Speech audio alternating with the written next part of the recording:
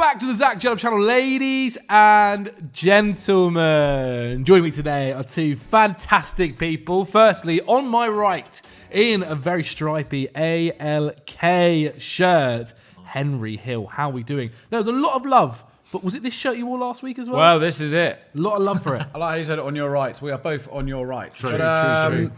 Yes, this is my second AIK shirt. Sorry to the Hammarby or Djurgården fans out there.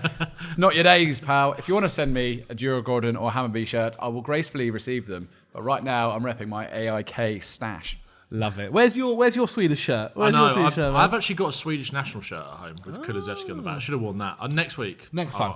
We'll bring in some sort of Swedish memorabilia. We'll However, guys, as you can see by the title of the video, today we're going to be talking all about transfers and ranking some of the biggest ones and the rumours about your club. Now, of course, we're not going to go through every single club, but we're going to try and make our way through a bunch of them. But first off, I think it's worth kicking off with Manchester United.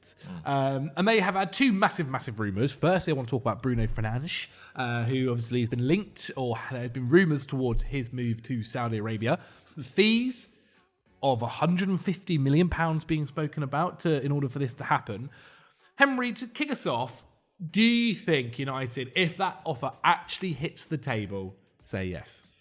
Well, I don't think there's any guessing what Sir Jimbo Slice Ratcliffe would do. I think if you put £150 million in front of him, bear in mind he's all about money, he's all about revenue. They've got stadiums to pay for. They've got a stadium to pay for. They've got a big squad rebuild that needs to happen again.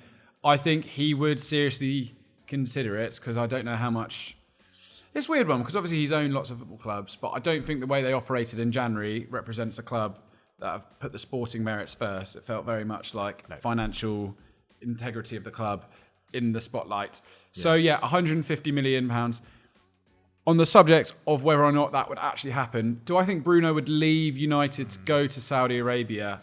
No. I think my housemate is a big United fan, and he was saying to me that he doesn't think any United fan would begrudge him leaving the club based on the fact that he's kind of stuck through them thick and thin. Yeah. I imagine the project that was sold to him when he joined from Sporting all those years ago hasn't necessarily materialised. You can't take away what he has done. I know people got annoyed at him for being grumpy a few seasons ago and hissy fit in the 7-2, but on the whole, he's an exceptional player. And I do wonder if he wasn't playing for United, if he would be greater received by the wider football community in terms of one of the best, being talked about as one of the best players out there. So I don't think United fans would begrudge him leaving. I don't think, though, that he would ultimately see any point in moving to Saudi Arabia away from United beyond money.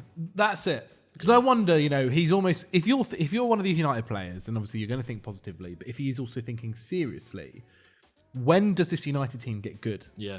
When does this United team get to a level again where, obviously, I'm saying this with them possibly very likely, we'll see unless Athletic Bilbao really have a comeback. But saying this with them basically in the Europa League final, most likely going to be playing against Spurs. They can be playing in the Champions League next season, essentially. Bodo Glimt. But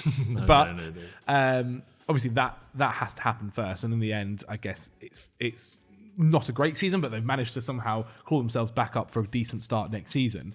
But for Bruno, how long does this United side need before they can go back into challenging for titles again, and before they can try and become a team where, because he's now into his 30s. Yeah. If we're talking about this is a 3-year project before United are even battling for second, third, or fourth consistently, he's going to be getting on there. At that point, I wonder whether he's even starting week in, week out for that United side.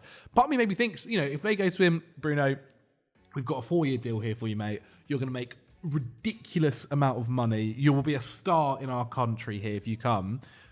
Man United getting a ridiculous fee for him as well. I don't think it would ever end up being 150 million for him, but maybe United it might cost that to get him out of United. I wonder whether he might think, oh God, other club's going to come after me. No Real Madrid, no Inter Milan actually wouldn't shock me if they would make some sort of move like that. But by the rumours and by what we're led to believe, no other club is looking at Bruno Fernandes as a possible signing.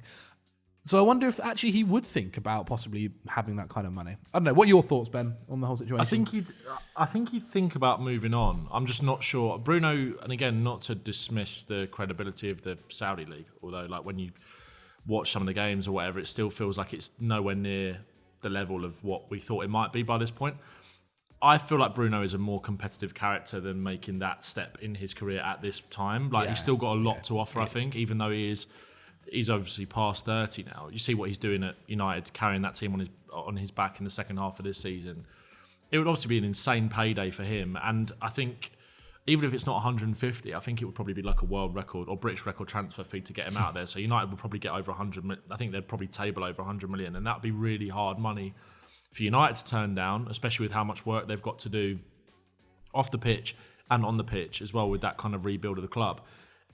I think United would probably accept it, but I'm not sure with Bruno. I don't know. I feel like he almost values himself a little bit more than that. I feel like he kind of feels like he's got more to offer than playing in the Saudi League. I think he wants to be competing for the biggest things, even at his age. He's kind of in his peak sort of years. He's not getting any worse. So I don't know. I wouldn't be surprised if this saga had legs to it at the start of the window and they were really pushing for him, because if they were to get someone like Bruno Fernandes, and obviously they've got big players in that league already, that is quite a big coup, getting the Manchester United. Is he the captain? Yeah, he's the captain. Yeah. I don't know. I see it rumbling on a bit. I don't see it necessarily happening. I think if someone like Inter were to come in for Bruno, I mean, Inter obviously the big thing for them is that the money. But then again, if they were to win the Champions League and win the Club World Cup as well, potentially, I think if they're competing in that, that's obviously a lot of money available to them to then go and spend. So that might help them in that sense with helping Inzaghi fresh that squad and what he's been able to do with aging players. I think as a fit, that really, really works, playing in that kind of midfield Played three. in Italy as well. Yeah. Back in his day. Yeah, was it Udinese or was it Palermo? It was Udinese. Yeah. But yeah, no, I see there being legs to it. I'm just not sure I see it happening. Oh, by the way, very quickly there, it was almost, Henry was almost quite like a proud moment there to look at with you. Like, nice. it was Udinese, Ben. Wasn't it? It was all up there. I've seen an old Getty image of him in the shirt. Just quickly, if they did sanction a transfer, there would be as much as United fans probably accept that he might want to move on, there will be a lot of people absolutely furious. It would be lighting a tinderbox if they went, oh, by the way, we're selling our literally only consistently good player. That would be explosive to watch. It does feel like this season there has been, maybe not to Roy Keane, but I feel like to the general football crowd, and especially to United fans, I think you mentioned it earlier, but it does feel like this season there's been an acceptance of, Bruno is a really, really good player. Yeah, he's getting his flowers. And those kind of things where people are like, he's not a captain, all this kind of stuff doesn't necessarily matter or isn't as big of a deal as it probably made out to be previously. One of the other transfer rumours there, not about leaving Manchester United, but joining Manchester United. And it's tough sometimes when you're kind of looking at Man United and transfer rumours, because they are linked to basically every single player in the entire world, even when they are just battling above the relegation zone. But the one that I thought was really interesting, and I could see possibly happen if no other club also battles for him, Bryan Mbeumo. Bryan Mbeumo obviously faced Manchester United this weekend, did really, really well on that right flank. I've been a huge fan of Bryan Mbeumo for a little while now. I think I've mentioned that quite a few videos too. And it does feel like if Brentford are going to sell one of the players this season, it's his time. Previously, it was Raya, then it was Tony. Now it feels like, okay, it should be Bryan Mbeumo's time possibly to move on. He's only 25 years old, had a fantastic season, continues to improve, I think, every time you watch him play in the Premier League. Obviously, had such a great connection with Vissa so far this campaign too for Brentford. What do we make of that move then, Hennes? Mbeumo, I think it's around 50 to 60 million pounds as a supposed rumoured fee. Well, it's interesting because to United? Because to United, I guess, is what in this context. Because Amad Diallo is best on the right wing. Yeah. He is. People talk about him though as playing the right wing back role. Yeah, but I don't see that. Maybe, but it does provide direct competition in an area of the pitch where, bear in mind, United have a lot of work to do. They're already okay there on the basis that is where I would be focusing more on the left wing first. Yeah. And when there's a really interesting interview of Norgard this week on Sky Sports News where he said, that I think he was like, it's probably likely that he will leave, and he sort of spoke about the anxiety of being a selling club and the fact he's as you said, he's gone through this process of watching Watkins, Raya, Tony, etc. all leave eventually and get their moves, and he accepts that they will get their Frank even dream called moves. them a selling club, didn't they? Yeah. So it's interesting that there is a feeling that Mbeumo will leave Brentford. Look, if they can sign him, great, because he can also play in a front two as opposed to he can also play up front as opposed to playing on the right wing. I do think that maybe Newcastle. If Newcastle is the best of fits for him at the moment, I think Newcastle would probably be a better move for him, really, in terms of positioning, European football next. Well, just being in a stable club, really. So not being hammered every time you make bad pass. So, yeah, for me, Newcastle, and if Spurs get Europa League, if Spurs get back into Europe, I think Spurs would be a great move for him. Yeah. I wouldn't say United. Obviously the draw of United's there, but yeah, for me, Newcastle and Spurs make more sense in terms of him actually getting guaranteed game time. Well, I don't know. Maybe I don't know. I'll take that back about Spurs. I think with Bryan Mbeumo, he does need a club that suit his certain style. Like, I wonder what he would be like in a team that has full-on possession, and you're now playing against low blocks. Yeah. And because one of his fantastic things about his game, I think, is him in transition. He works really well off the break. He can kind of do a little bit of everything with the ball as well. Can dribble, has a good eye for a pass, and can also finish fantastically well as well, cutting in off that right flank. I worry slightly that this United side isn't in a place where any player you pitch to them, you can say, okay, we're going to play this style of football and this is how I want you to operate. Because right now, I don't think there's any style of football really. That's a lie. I think Amorim has tried to implement some sort of philosophy and some sort of style. But I do think in a season and a half's time, that could be changing. Yeah. Or in an ideal world where he gets all of his signings, he could operate that Man United side in a slightly different way to how we're seeing them now. And that right wing flank, as we mentioned, Amad Diallo is there, and United fans absolutely adore this guy. That's not to say that they probably do need good depth. They do need depth for these positions. And when we've seen already, once Amad Diallo is out this side, United are really struggling for creativity, for a goal scorer, for someone to do something on this right flank for them. Obviously, there's still the kind of Garnacho future. What's up in the air about that? If he leaves, then definitely they've got to go bring in another left winger for sure. What are your thoughts of Mbeumo? So, some of the wingers that United have been linked to, I'm a little bit confused about, to be honest, because they've been linked quite heavily to Semenyo as well, and I'm not quite sure. I like Semenyo, but I'm not sure I get that. And Mbeumo, I get it a little bit more. I think when Xerxes was playing through the middle for Man United, and before Rashford left, there was a couple of games where those two played together, where Xerxes would drop a lot deeper, and you'd see the benefits of Rashford running in behind, doing exactly what he does best, kind of playing as one of those two number 10s.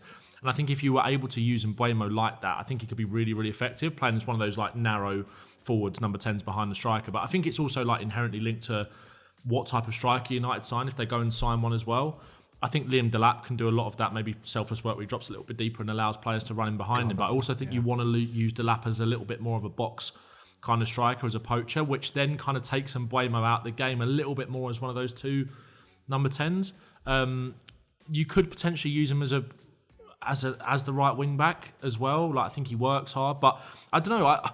It's a difficult one really with Mbeumo, because I think I really, really like him, and I think as time has gone on, he has proved that he can play a little bit more against low blocks. I think Brentford have obviously I think I've spoken about it quite a few times. I think this season they've been a little bit more aggressive, especially at home. They're not just as reliant as sitting back and kind of countering as they have maybe been in previous seasons. I think they've definitely, where they've accepted that they are a stable Premier League club, I think this season you've really seen them take the game to certain teams, and I think that's kind of brought Mbeumo's ability to unlock teams to the fore a little bit more. Maybe in previous seasons I was always a little bit sceptical of kind of maybe bringing a winger like that to a top side who is so reliant on transition and is running into space a lot of the time, so he gets more opportunities. But I don't think you can necessarily say that as much about Mbeumo this season. But I don't know, I'm not massively sold on the idea. I really like him, but I think Henry's right. I think Newcastle's a better fit, to be honest. I think that's exactly the kind of winger they're looking for. I've spoken about Madueke to Newcastle as well, but I don't think that's not going to happen. I think he's really settled at Chelsea now and is kind of improving every single week. So I think Mbeumo as an alternative, I think would be superb for them. United, I'm still a little bit unsure on the fit, to be honest. I mean, it's going to be interesting with United anyway, because I think they need several players. They don't supposedly have the transfer budget for half of these players. And if Mbeumo is costing what could be, I think 50 to 60 is a fair kind of valuation for him, especially 25. I only recently turned 25, I think. Season on season improved, not a terrible injury record.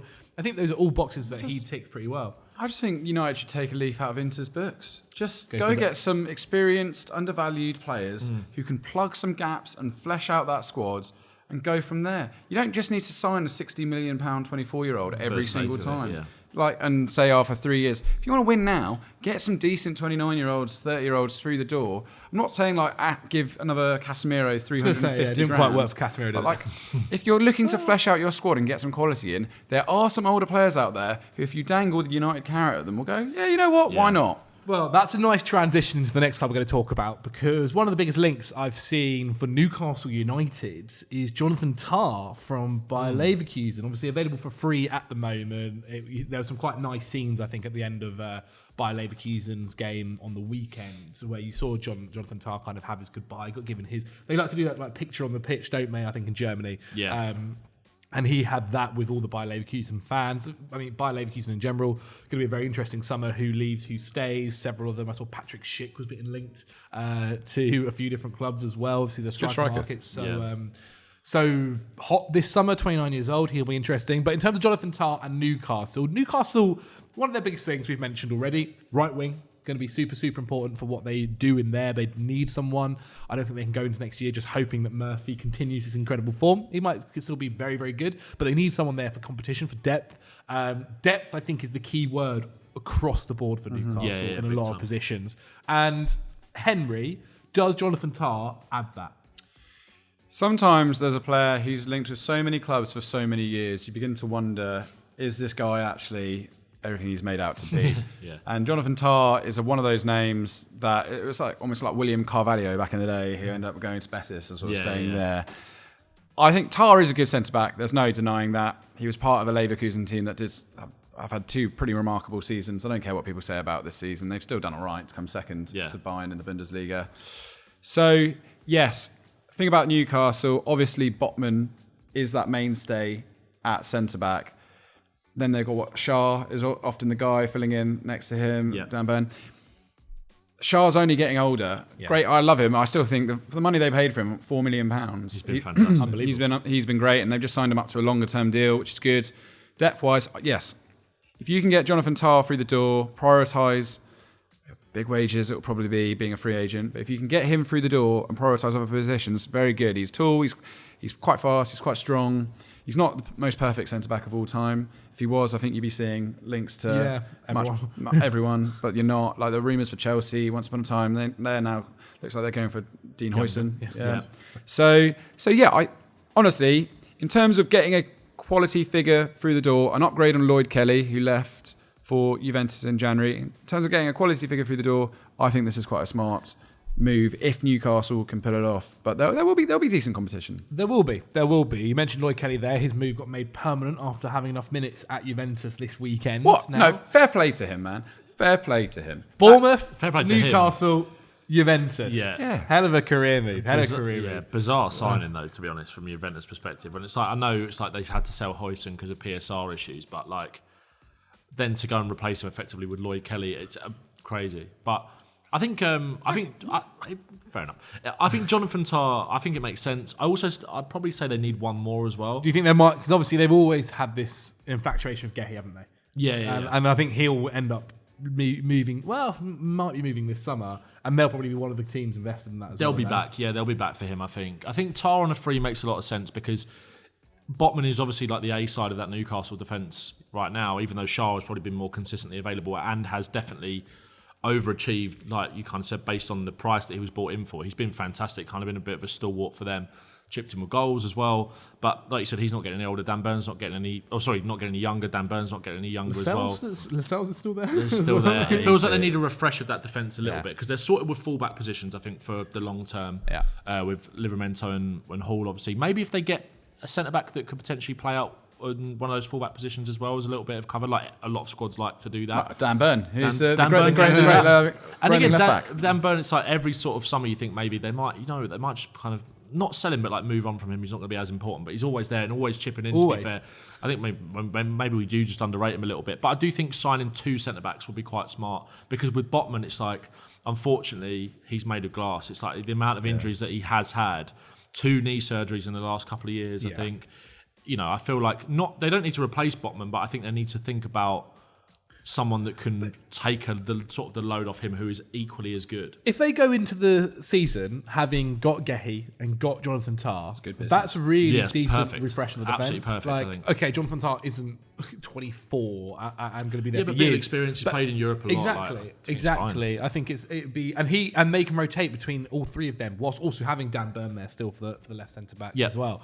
I think it's also going to be interesting for a few other positions. They need some more depth in midfield. They need, I think, to improve in goal.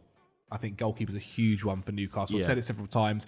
I don't dislike Pope. I don't dislike Dubravka, who ended up being really good for when Nick Pope was out. But I think if you are a Newcastle side looking to go further and develop further, then adding a goalkeeper who is the same shot-stopping level of Nick Pope, which isn't like bad. Nick Pope is a really good shot stopper, but also having some sort of progression with the ball at his feet as well. I think that can help Newcastle unlock them to the next level, and what Eddie Howe wants to do. That'd be a really interesting thing to do for them. Yeah. Feels like Trafford's been the one for them, hasn't he, for a long time? But then again, he might. If Burnley have just got promoted back up, and he's still only 21. I could see him having another year at Burnley. Definitely. I think. Definitely. What about Ramsdale? Would you take Ramsdale over Pope? So, interesting you mentioned Ramsdale because he is one of the guys we're going to talk about for one of the transfers. But let's talk about him for Newcastle first. I can never make up my mind about Ramsdale. I always thought Ramsdale was a good goalkeeper pre-Arsenal, but not the level for Arsenal. Then went to Arsenal, eventually kind of showed that he did all right. It was good in the first season. Eventually, Arsenal wanted to improve on him. I mean, he took almost too big of a drop to Southampton, in my opinion. There should have been a club basically in the middle that took Ramsdale. I don't think it'd be awful at Newcastle. The other club linked to him is West Ham. Yeah. That could be interesting. I think West Ham's level is maybe a little bit easier for him. I think Newcastle can look to go above. I agree. For instance, who's the goalkeeper in France? Chevalier? Yes. Yeah, Chevrolet? Chevrolet, something like that. Am I just saying Chevrolet. The car brand? Yeah. The guy who's been outstanding in France. Why not?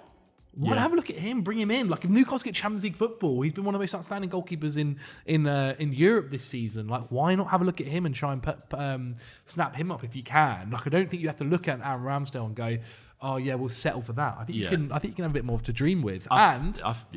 Hopefully, if Newcastle get Champions League football, they'll have more money to spend this summer as well, which can really help out the squad. I don't think they can skimp out on a goalkeeper. I think Ramsdale wouldn't be a backward step from Pope, but it's not enough of an improvement if you want to play Champions League football. Yeah, it's true. I think he's I think his confidence is probably going to be a little bit knocked by another relegation. I think it's almost too big of a step up back to Newcastle, like Southampton was too big of a step down, you said. And Ramsdale, he's had some games for Southampton where you think, I mean, you could I was going to say where would they be without him, but they'd be down anyway. So it's but they would have lost more games. They would have got battered in more games. He has had some really good performances where you just think, fair play to him. He's gone somewhere. He's dropped down. He's kind of let his ego probably take a little bit of a hit with that. And I've always liked he wants to play football. And I've always liked Ramsdale as a character and kind of admired him for that. But I always remember the back end of that title run with Arsenal in the first season. He gaslights you a little bit as a goalkeeper because he has, and a lot of goalkeepers do, to be fair.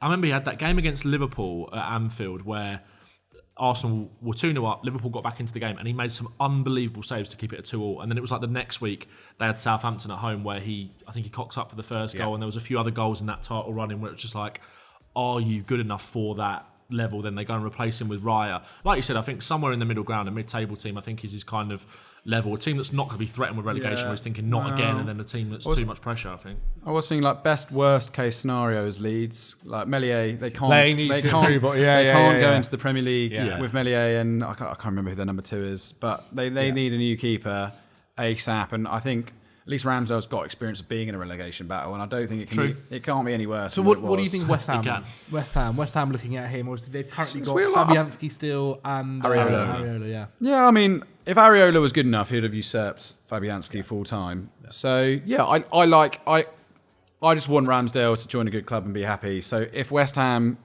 West Ham could be the answer because you never know with West Ham. They could be amazing next year. They are the toughest team to predict, I think, for next season. Yeah, Genuinely. They could have an amazing pre-season. They could sign some interesting players, get rid of the guys that don't really want to be there. Got a good manager in Potter. Their defence is, in theory, quite good. Get Kudos could still be there. Well, I hope not. Overrated. Bowen, though, is also obviously an incredible talent. I think West Ham is his best bet. Then Newcastle, but I agree exactly what you're saying about is he really an improvement on Pope, and then probably Leeds if Leeds are serious about staying out. Leeds are going to be interesting this summer. I think they could do some big business. I've got Red Bull. Obviously, they've got incredible finances behind them. Obviously owned by the 49ers. Is that the team in America? Well, I thought Red Bull bought out the majority stake. So is it all Red Bull now? Interesting. Well, there you go. So they are essentially Leeds. Racing Leeds. Racing Leeds. Red Bull Leeds. Yeah, essentially. Without the net, I think pretty much. Oh, wow. I'm not 100% sure. I thought the 49ers were... Was it the 49ers? Worth a Google. I think it rings a bell that they were involved as well. They're obviously going to get a new manager as well, by the sounds of it. They were going to... Which I think is just probably quite a smart thing, I think, for Leeds. I feel that keeps flip-flopping, because at one moment it sounds like... Here we go. Oh, no, you're right. It is the 49ers who are the principal owners of them. But Leeds, I think, have a big stake in Red the Bull company. Big stake in They Leeds. do. They're the front shirt if sponsors, anything, aren't they? that's two different sources of income, right? That can invest into the club. And obviously, I think Leeds before have shown they will spend money. Like when Leeds were in the Premier League previously, they did some really interesting business. Yeah. They brought in some really fun players. You look at Rafinha now at Barcelona, and obviously he was tearing it up for Leeds, and he was being linked to a few different clubs when he was at Leeds before moving to Barca. He was fantastic. I think they did really well with bringing in Ampadu. You look at him now. I think he is a Premier League player. He's been a Premier League player for seasons, and they've done really well to be club captain now. You look at who is the striker, Ruta, that ended up at Brighton. Yeah, they do some really interesting business. This season. They do some really good transfers, and it wouldn't shock me if this continues. So I do think they'll have plenty, but goalkeeper is a big one for them. So that will be very, very interesting. Aaron Ramsdale going to West Ham. I think that's fine. Like it is. Yeah. It is I feel like we see that rumour every single window, don't we? It's like without fail. Yeah. I mean, West Ham's whole transfer window is going to have to... I think they might rely upon possible sales. Like if they do get rid of Kudos, they'll get a decent amount of money for Kudos, and they can spend that in different areas for the team. Like they might need to get in an attacker. Somerville's obviously at West Ham, not really played too much this season. But yes, on to the next transfer rumour. We're going to be talking about Chelsea, and the big one that Chelsea are linked to, Dean Huijsen. I think Dean Huijsen is kind of the wanted man, Mr. Most Wanted at the moment in football. Every club under the sun seems to be after his signature. When you've got a release clause of £50 million, it's no surprise everyone's interested. Yeah. I think that's such a reasonable fee for what the potential you have with him. I know, obviously, in the last episode, we spoke obviously about our predictions prior to this season starting. We said, obviously, giving you the praise for talking about Dean Huijsen, hyping him up, saying he's going to be the bargain of the year. Thank you. Very much was. Congratulations. But Dean Huijsen to Chelsea. This is a little bit different because it's not just... What was it? This 8 million they paid? It would be £50 million to bring him in. There's a little bit more pressure that comes with that. He is still very, very young. It's a slightly different kind of way of playing at Chelsea as well to how it is at Bournemouth. What would you think of that? So according to the rumours, Liverpool and Chelsea have both gone in for him. Real Madrid are still sniffing around. Real Madrid have decided... Arsenal supposedly looked around as well. Real Madrid have decided they might spend money on a player after all. Yeah. So... I love it. Apparently, he's been won over by the pitch of the Chelsea project. I'd love to be a fly on the wall, wherever it is, for these meetings where they're what we're going to do is buy 100 players, and it's going to be like a Mr. Beast kind of Squid Game thing, where eventually some of you will stay. So yeah, it's just. However, I jest because actually at centre half it makes more sense than anywhere. If you're looking at where could Chelsea easily upgrade, which isn't just throwing a bunch of shit at the wall and hoping it sticks, it is probably at centre-half because obviously they didn't rate Disasi. He's gone. I don't think Chalobah, realistically, has a long-term future. Which is sad. I really hope Chelsea keep Chalobah. But he hasn't. He's barely played, has he? No. He's played quite a lot this season. He's been quite good recently as well. I take that back. Sorry, that's my bad. But no, there are other ones. Like you mentioned, like Toyson Adebayo is more of just a Conference League player. Yeah. I'm so happy about that. Disasi said he'll be off this summer. Badiashile, again, Conference League player. Really, the starting Wesley Fofana not trusting in his fitness, right? So, which leaves you then just Colwill, The thing, and Djellab. the thing for Huijsen, though, he very intelligently chose Bournemouth last year. Yes. And this is massive. At Liverpool, is he guaranteed to start over Konate and Van Dijk? I don't think so. Obviously, Van Dijk's not getting any younger. Yeah. So maybe it's a look to the future. If I was him, I'd almost ask for a loan if I was going to join Liverpool this summer. Chelsea, I think there's more legs to be a guaranteed starter. Yeah. Real Madrid, you never quite know who their starting centre-half pairing is. And they're all injured. They're always injured all the time. So yeah, he's got a huge decision to make. I actually don't hate the idea of him moving to Chelsea. He's pretty cool and calm under pressure, which is what they need. So Just a chill guy, isn't he? Who does he partner? Because obviously he plays on the... Well, you tell us that. You're the expert on Chelsea. It's a weird one because people say he basically himself has said, "Yeah, I'm both footed. Yeah. Like I'm very good on my left, I'm very good on my right." Everyone when watching him basically can't decide if he's left-footed or right-footed. Plays on the left-hand side for Bournemouth. Chelsea, feasibly, if you look at that squad, Colwill is the guy who is the future of that left-hand side. You'd believe. Yeah. And so, if you're bringing in Huijsen, surely in your head it's to bring him in for the right-hand side. And if what you see, he is very good with his right foot. He could play that right-handed side. That's great. It's still a very, very young defence.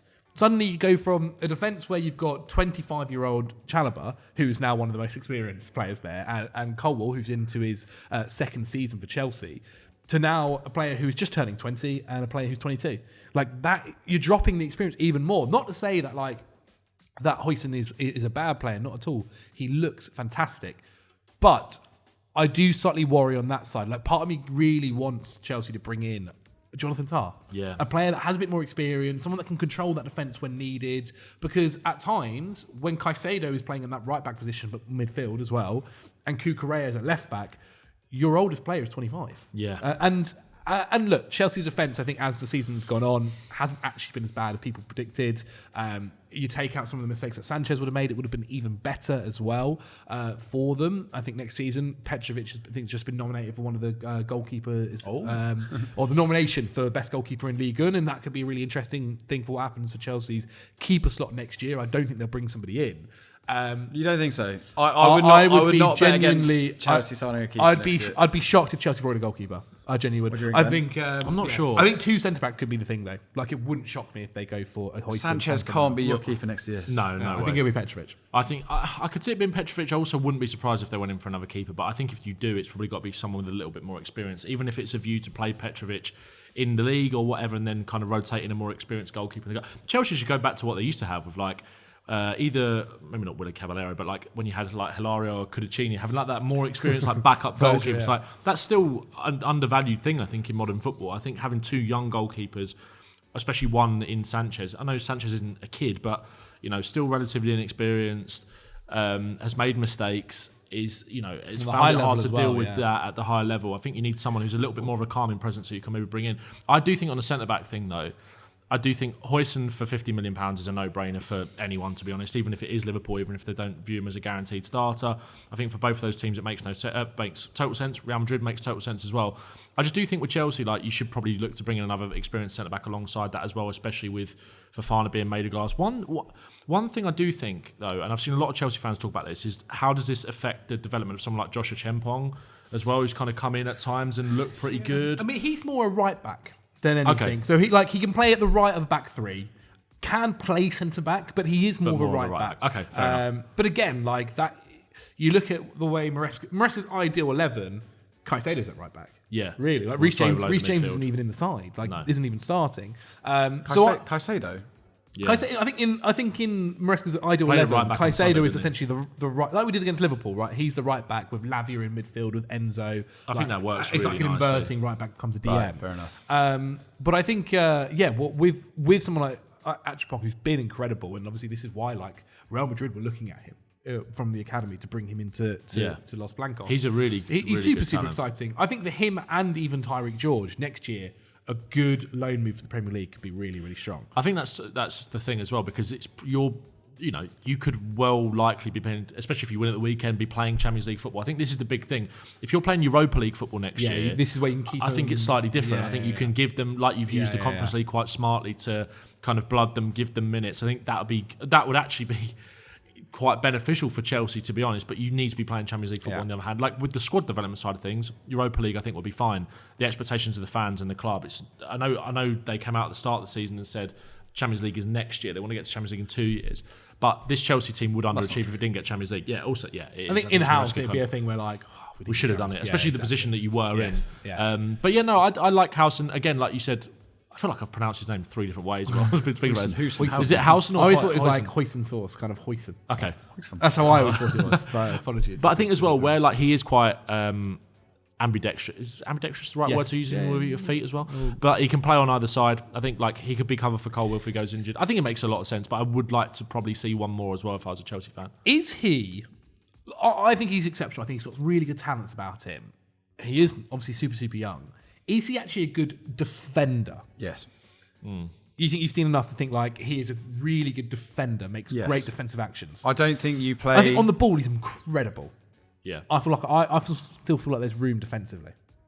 Well, I mean, he's still a young guy, but I don't think you get this kind of clout if you don't have the defence to back up the marauding attacking quality. Like 3 goals, 1 assist this year. I don't think I think you have to be considered this good. You have to have it all because and let's be honest, like Bournemouth still are a fairly defensive team at times. Yep. They're not. Obviously, their attack gets a lot of credit, but they're still punching above their weight in many ways. So to be there, you have to be pretty solid at the back. And you look at him, and he looks kind of... You don't expect the kind of defensive qualities that Huijsen's got, but they're there. So certainly in a back 3, I think brilliant. Yeah, I also think a lot more clubs should be looking at Zabani as well. Like I think he's had a very underrated season. It's probably been maybe a little bit better than Huijsen, but I think Huijsen has kind of got that. Rightly so as well, by the way. He's got that praise and he's got that hype. I think because he's quite a freakish profile in terms of his height and everything, it's kind of come to the Premier League and made such a big impact. I think that's kind of made Zabani go under the radar. But I think even he would be a really smart signing for Chelsea. Obviously, you're not going to get both, but I think someone who's a little bit older, 23, 24, very good on the ball. No, but like I really like Zabani. I just think they don't let go of as well. I think it's tough, but I think they let go of maybe 2 players max this summer. Yeah, and it's not going to be both their centre halves. Can I ask Ben a question? Go ahead, my friend. I've been seeing that apparently Spurs and United want Bissek, the Inter Milan. I like Bissek. Giant at centre half. How would you feel about that? I wouldn't mind that. At all. Again, he's kind of suited to playing in a back 3. Champions League final, going to be a Champions League finalist. He's huge. He's big. I wouldn't mind that at all. I think he's probably better suited to United with the system that Amorim plays, but I wouldn't mind. But again, we don't know who's going to be Spurs manager next season, so I wouldn't mind that at all. He's been really impressive in the Champions League. Interesting. He was at Köln, had a ton of loan moves. Went to Aarhus in Denmark, which is where Jack Wilshere finished his career. Had a good 18 months there. And now he got a £7 million move to Inter. And now he's going to be in a Champions League final. He's broken into that squad, as in Pavard would normally play there. Yeah. But he's capitalised on it. Next to experience, Acerbi and Bastoni, one of the best centre-backs in the world. Yeah. Bastoni's unbelievable. Experience in Acerbi. What a good recipe for learning how to play football to have that kind of from Acerbi, by the way. Yeah.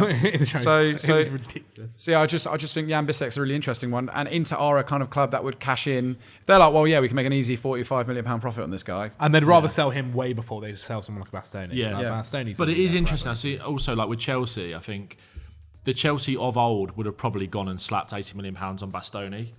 Like I think they probably would have done that, and I think Bastoni's top 3 defenders in the world. Certainly this season, I think he's been unbelievable. And he gives you so much on the ball, such a good box defender, so brave, so strong, so tall. But again, I can't see them kind of letting go of him. Spurs tried to get him a few years ago when we got Champions League, and it was just such a nightmare, and it didn't happen. But he's amazing. But yeah, I don't mind House and Huijsen for Chelsea.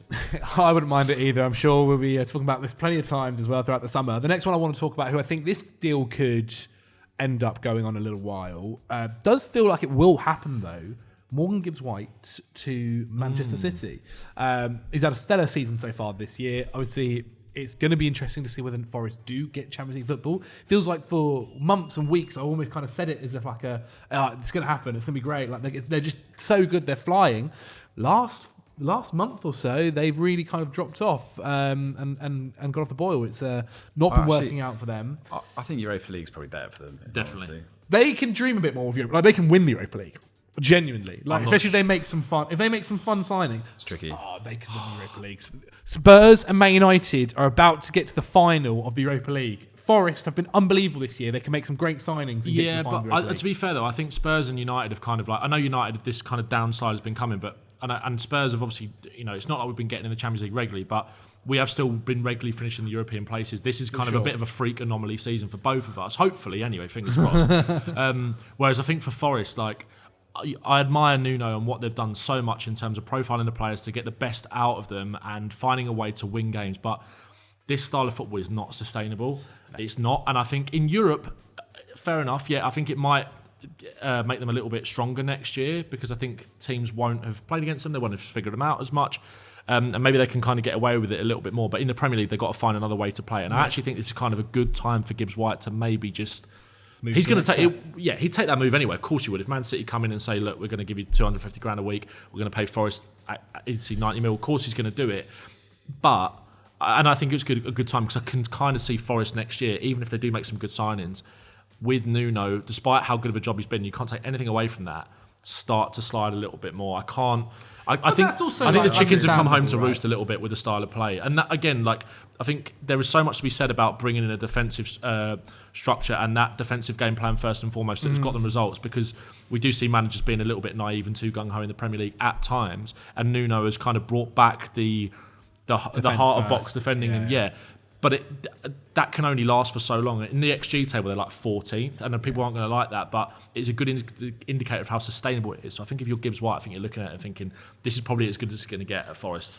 I don't want to sound harsh. I think it's completely reasonable. And also, like, the other teams that you assume are going to be better, right? Like, other teams will improve on this year and kind of get back to being competing. On that, I completely agree. I think Gibbs-White, it's interesting. What does that mean for Phil Foden? Does that mean, because I thought maybe moving inside and playing behind the striker might be a way for him to revive his career next year. It's interesting that they're clearly looking at Gibbs-White and thinking perhaps he could do as good of a job. Kind of, when we mentioned it before, is he not the Kevin De Bruyne? Do you think kind of replacement in quotations? Like, if they can't get Florian Wirtz, which it looks increasingly like he's moving to Bayern Munich. So annoying. It's just like, I hate, like, don't get me wrong, like, Bayern still have got such unbelievable pulling power and do pay big wages as well, by the way. It's just so annoying. It's like they just hoover up these players. It's like, oh, come to the Prem or like go somewhere else. But I mean, the thought of him and Musiala playing together is like mouth-watering, though, isn't it? The days of Bayern being like, oh, we're a German team competing against the big super giants are over. They're about to splash another £100 million player. They're about to like nick the best young star outside of Musiala in their league. Crazy. I mean, that'd be quite a fun team, let's face it. So if they can't get Wirtz, then I don't mind Gibbs-White as an option. I think even when he played for England under Lee Carsley, I thought he looked really impressive at that level too. And he works incredibly hard. You're going to get an honest... I think City like hard workers. Do you know what I mean? They're very good at keeping their superstars. Obviously, they're superstars, but they don't keeping them honest. Keeping them honest. And I think Gibbs-White does fit that profile quite nicely. So I don't mind that move at all. But just quickly on the Europa League thing, if a Dortmund qualify, do Dortmund go to the City ground being like, ooh, because my point is, teams coming to United or even like Spurs who have been in the conversation of Champions League for a long time. I don't need to even talk about United. You know what I mean. I think they still win a minor battle there. Yeah. But I think you underrate City Ground there. Like, City Ground atmosphere's been incredible this season. Back in Europe. But them going away to. It's not even like to bloody Rangers. Like, you can see what they do when you play against them. Yeah, we flapped it wouldn't be easy. It wouldn't be easy whatsoever. And I'd assume their league form would even take a bigger drop off if they're playing in Europe as well, right? Especially like that squad doesn't have incredible depth. No. Like one injury to a Callum Hudson-Odoi or one injury to a Murillo, who's obviously now out after injuring himself against Palace. Suddenly that gets a little bit touch and go. But you're assuming that some of them try to bring in some bit more depth, a bit more talent. If they sell a Gibbs-White, they'd have to definitely try and bring in some players as well of good quality. But I think people might underrate them. Like the City, you looked at it when Newcastle got back into Europe in the Champions League. it was ridiculous. Obviously, it never quite worked out for them, but that is the Champions League. No, but they got unlucky as well, Newcastle, a bit, didn't they? To be honest, did. in the Champions League. They did. Yeah. But I think Forest could go quite far. Like, okay, maybe saying they'd win the thing is a little bit touching, a little bit too far. But I think they could easily make it to the quarters or semis. Yeah, why not? I think it could be a very good. All right, well, let's not get ahead of ourselves. None of this is. I think without Gibbs-White, though, I think it's just like I do think like they've got a lot of underrated players in that team that I think will come to the fore again next season and get better. Like Elliott Anderson, I think has been really good, gone under the radar. But I just think Gibbs-White. When we spoke about this before in terms of like when we did the video replacing your team's like key superstar, like I think obviously Gibbs-White is not De Bruyne level, but I think in terms of the replacements that are actually out there that are gettable, obviously Florian Wirtz is off the table now, looking likely.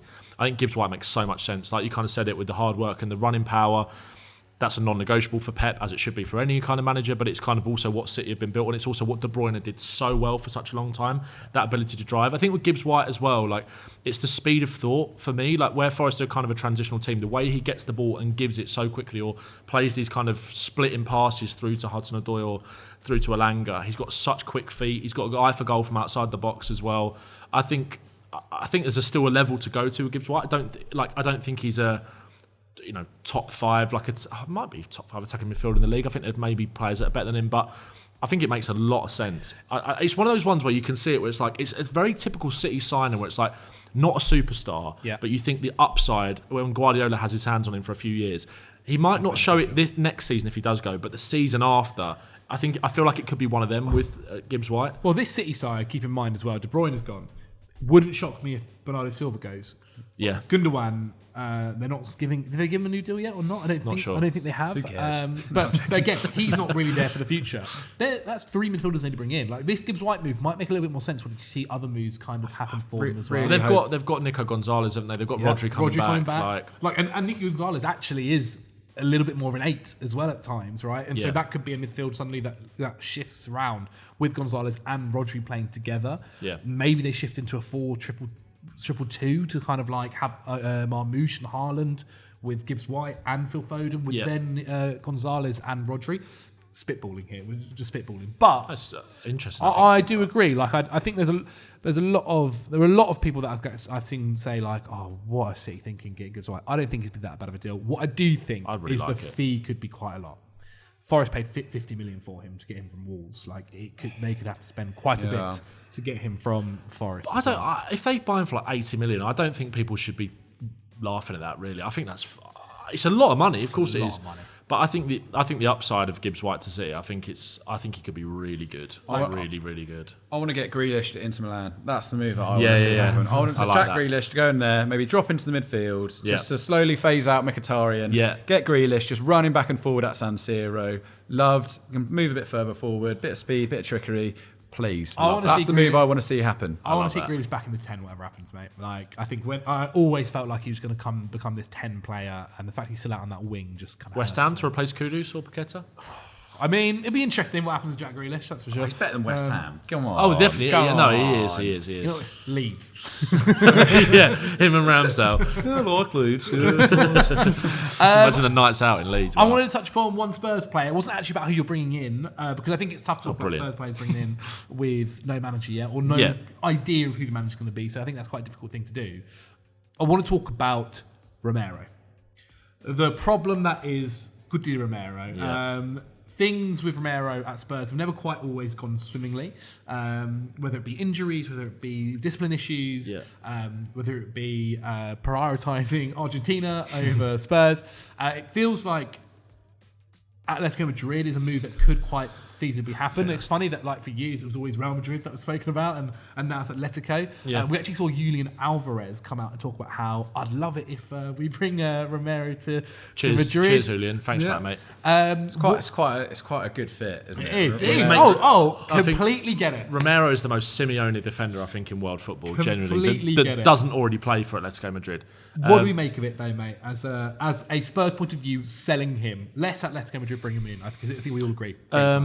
I think it's one of those ones where I've kind of just accepted it's going to happen, regardless of whether we win the Europa or not. There's obviously a better chance of him staying if we do win the Europa, Champions League football. He is a vice captain of the football club, but he has obviously been sort of speaking about his desire to maybe go and play in other leagues, even though that interview that he did was slightly taken out of context. But it's just like, please just keep your mouth shut. Like, we just don't need to hear this. What now? While we're on a run to a European final potentially, off the back of some terrible league form as well.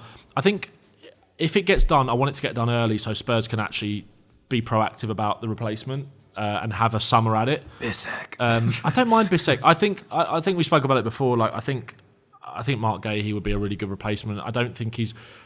I'm going to get heat for Palace fans again. I don't think he's as good as Romero on the ball, but I think he gives you so much, maybe more in terms of consistency and availability and just being that leader at the back. That Romero is at times. Like Frankfurt away, he was unbelievably good in that game. Like, really dogged defensive performance. It gives you so much on the ball as well.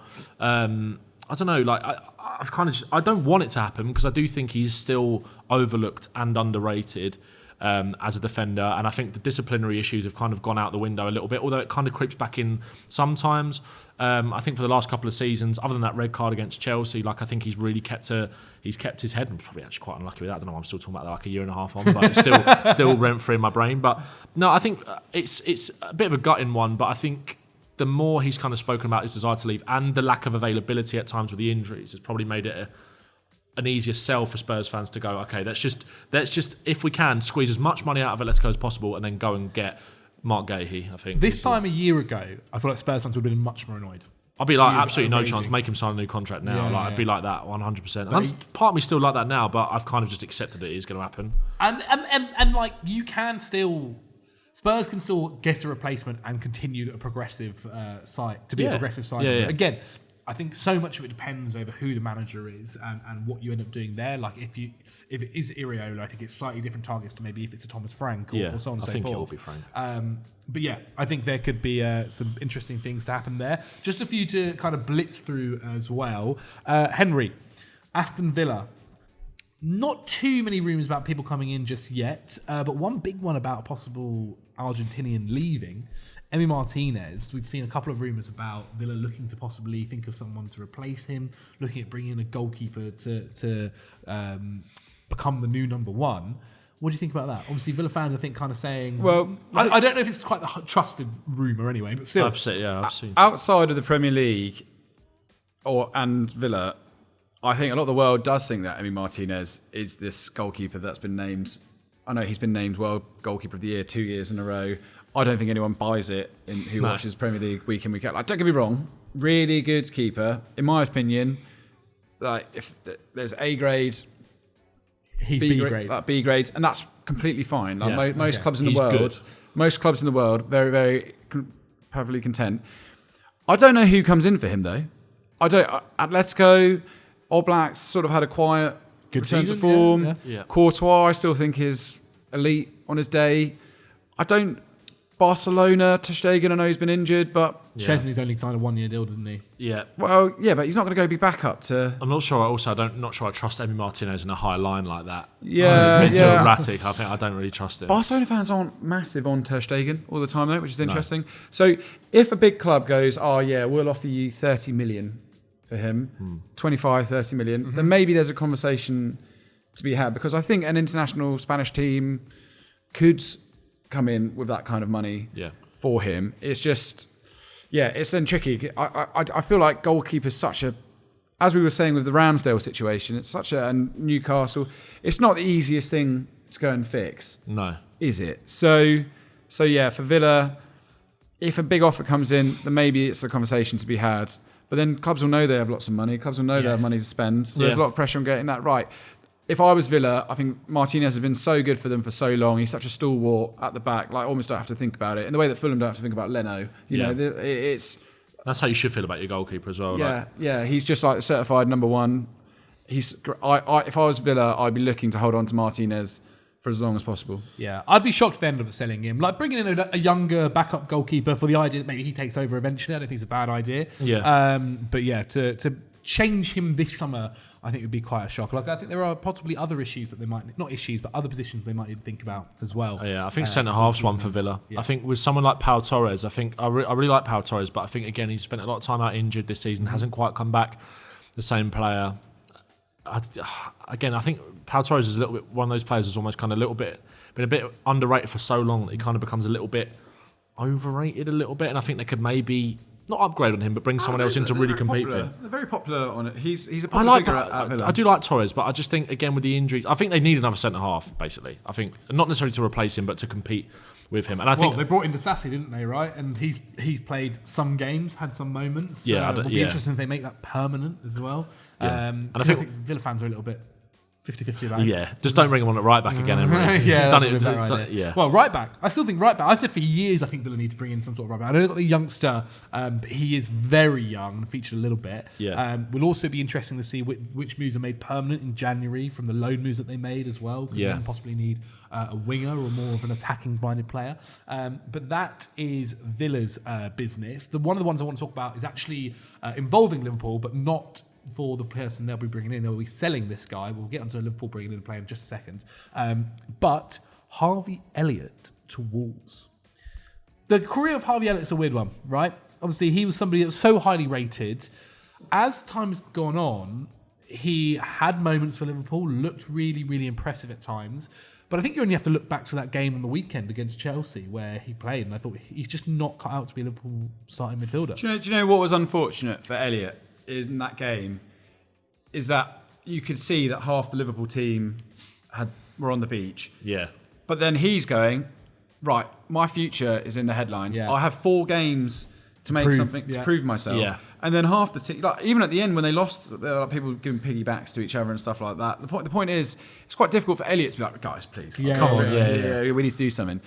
Wolves, first of all, I don't know where they get what I imagine would be £50 million or something, 40, £50 million. I don't know. Well, I'm sure that they are capable of doing that. I think that's tricky. I think that's a tricky sell. To put all your money from Cunha on Harvey Elliott is a risk. It is a risk. I think they should, because they still need to pay $30 million to make Strand Larsen's deal. Yeah, which they should definitely do. Because he's brilliant. Agreed. I still think something like Dortmund. I think there's a good Leverkusen, Dortmund. He's only 23 now. 22. That's the level. I think he can go to a Europa League, lower Champions League club, and do a good job still. What position is he? Because originally he was a winger, wasn't he? There were times at Fulham he was a winger, and that's what he'd come through at. Then he obviously played 10 as well at times when he went on loan to Blackburn.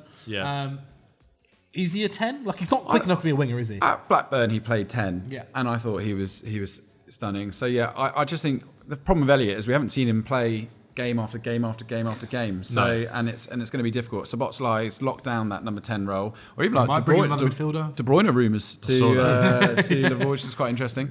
So such a big rumour that Football Joe made a graphic about it. So it must be true. So yeah, I think Elliott, I'd like to see him go to a Dortmund. I'd like to see him go to Leverkusen. If Leverkusen got, when they get 125 million for Wirtz, if they spent a third of that on Elliott, I think that's a pretty nice gamble. Because they're talking about like McAtee as well. So that is a fun move. They were interested in McAtee, you're not wrong. I think for someone like Harvey Elliott, he does just need to play now. I feel like we get back to this conversation about so many players where Emile Smith-Rowe, maybe 2 seasons ago, not even last summer, about how just saying you're at the age now where you've got to be playing your football. You can't just be sitting on the bench. And I'm sure it's great to kind of contribute every now and again. And he has contributed at times this season by being a good bench option for Liverpool and impacting games. And of course, you've got a Premier League medal to show for it. But I'm surely, deep down for yourself, you want to be a mainstay. You want to be a key player for one of these sides. He's a big Liverpool fan. His family love Liverpool. Elliott's big into and that could be quite interesting to see how that works out.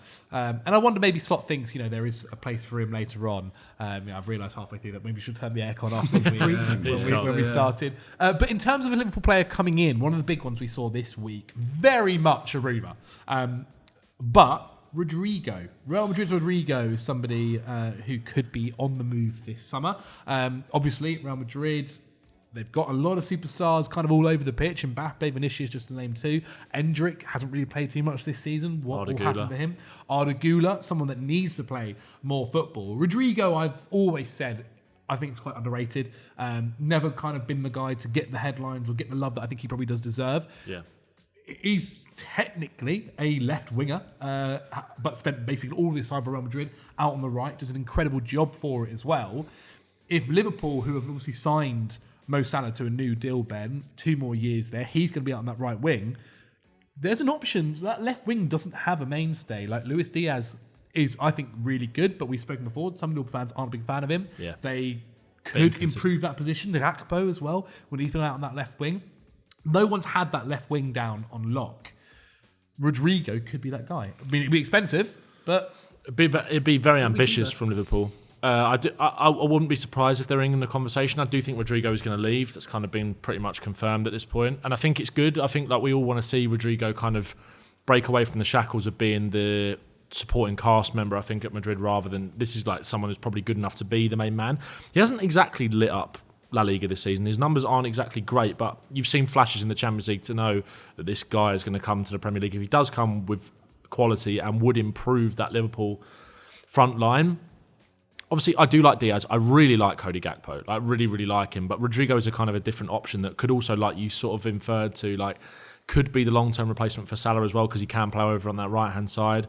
I don't mind it. I personally think for Rodrygo, I think Arsenal should be at the front of the queue for him. I think that makes more sense for them to go Arsenal. We keep hearing about this, and I think again it was evident last night. Arsenal are missing ruthless game changers in attack. I think the technical quality with PSG just kind of shone through. There wasn't too much in between the sides, but PSG just had better attacking kind of game breakers, and Arsenal just don't really have that. Aside from Bukayo Saka, that front line is not good enough. And I think Rodrygo going into Arsenal playing as that left winger, I think if Arsenal want to be ambitious and have this unprecedented summer that they keep talking about to really kick on and finally win a big trophy, then I think they have to be at the front of the queue for Rodrygo. But I don't think that should stop Liverpool being in that conversation as well. I really don't mind it. I think it'll be a big signing with a statement of intent, but I also just do quite like Cody Gakpo and Diaz as options there as well. I think Liverpool's priority should probably be a striker. Gakpo, I think, when he's had his minutes for Liverpool, has looked better on the left than, say, through the middle, right? Yeah. I think when he first came in, the idea was, this could be someone that occupies through the middle. I think when he's actually played, he's looked a lot better on that left-hand side. I think striker is still a big one for Liverpool. Whether whoever it might be, if they get a Rodrygo, maybe they want someone that's a little bit more of a false 9-y striker. But it's weird, with all the links to strikers, there's never been anything concrete about a Liverpool number 9. No, there's never been anything about someone playing like Gyökeres had links to Arsenal and Manchester United. Liam Djellab has had United, Chelsea, Osimhen at times Chelsea.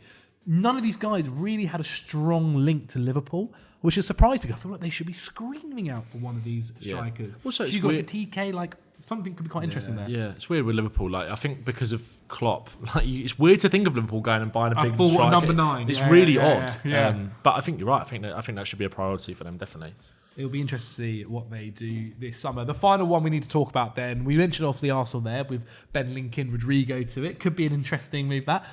But I've mentioned his name there. It is the striker. Arsenal need to bring in attacking forces. Gyökeres is one of the most strongly linked ones to them. It seems like Sesko isn't actually going to be happening anymore, Henry. What do you think? I put out this tweet analysing Gyökeres' numbers in detail, and it's the amount of interesting responses. It's like no one reads what you say. I pointed out that he hasn't scored a load of goals against the top half of the Portuguese league, which is true. He scored certainly against the big 3, let's say Porto, Benfica, and to an extent Braga. Hasn't scored a ton of goals against those guys. He's saying he's a flat track bully. He scored a lot. He scored his penalties almost in double figures this year.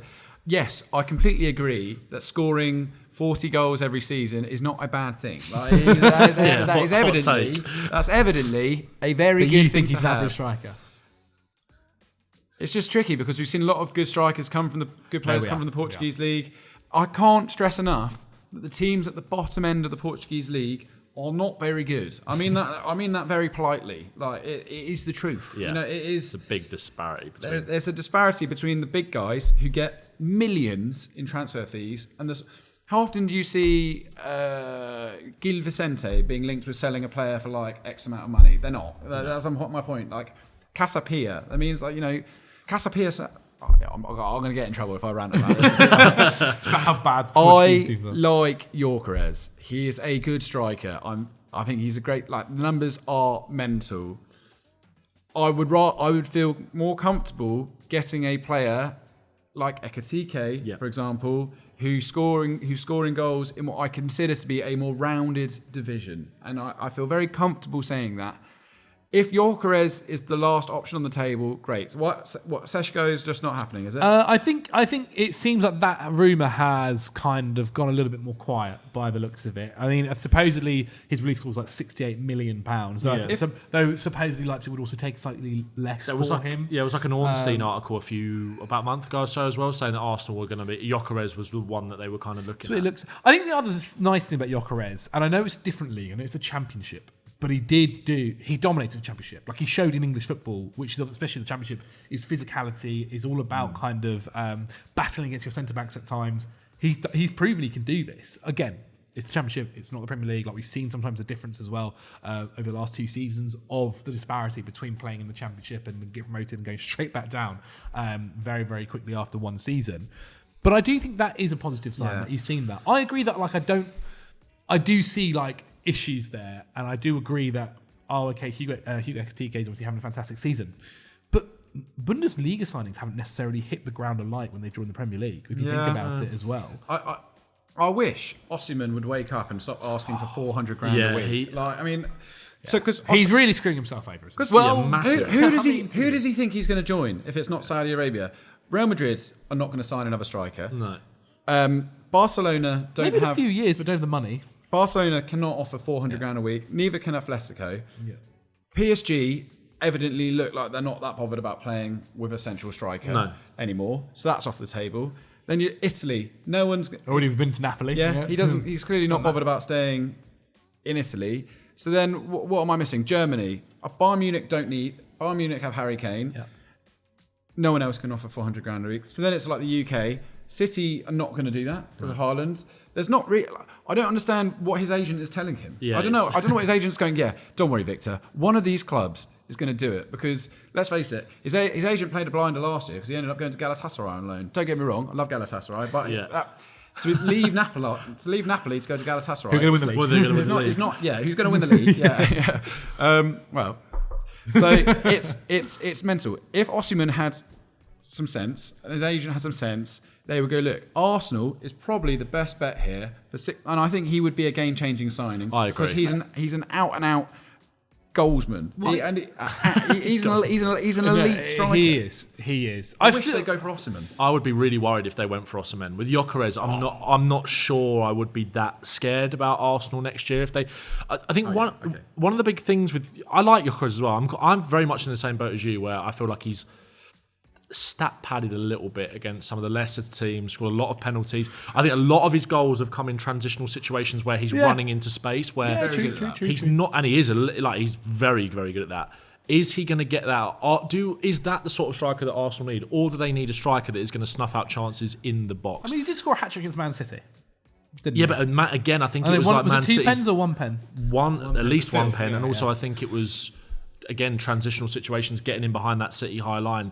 Again, I'm not saying that Arsenal are never going to be able to exploit a high line. They're never going to play against a team that's going to come onto them. But Arsenal's biggest issue in terms of moving the needle to get over the line is not having a striker that is snuffing out chances in the penalty area and being clinical. And that's why Osimhen, he's just all round like the best striker on the market this summer, 100%. But it's going to be so. He's also the most complicated striker to get a deal done for. I just don't. Gyökeres, I'm not sure I see it, to be honest, with like that level. But if you can't get Osimhen, like for instance, if you can't get Osimhen because you're not going to pay the 400k a week that he wants, is Gyökeres not the second best option? Well, how much is Isaac? Is Isaac off the table? Isaac's definitely on the table. Isaac's not happening. I think I'd rather Sesko than if I was Arsenal, I think I'd rather Sesko than Gyökeres. I think someone a little bit younger has got that X factor a little bit. Sesko's really good. Yeah, really good. I agree. Sesko and an elite winger, I think. I feel like Sesko's quite unproven. And again, I'm not trying to bash the Bundesliga here because I love so many of their players, but there aren't too many Bundesliga players that really, at least in recent years, have set alight the Premier League. It's an interesting debate. Yeah, it is. Sure. It is. But let us know what you guys think in the comments below. Not just about the Gyökeres and who Arsenal should be signing up front, but about all of these transfer rumours and what you guys think would be the best one. Henry Hill, for people at home, where can they check out your other footballing stuff? Go to Football Joe. We've got Jamie Hutchinson on the quiz this week. Nice. Very, very funny man. Very silly episodes.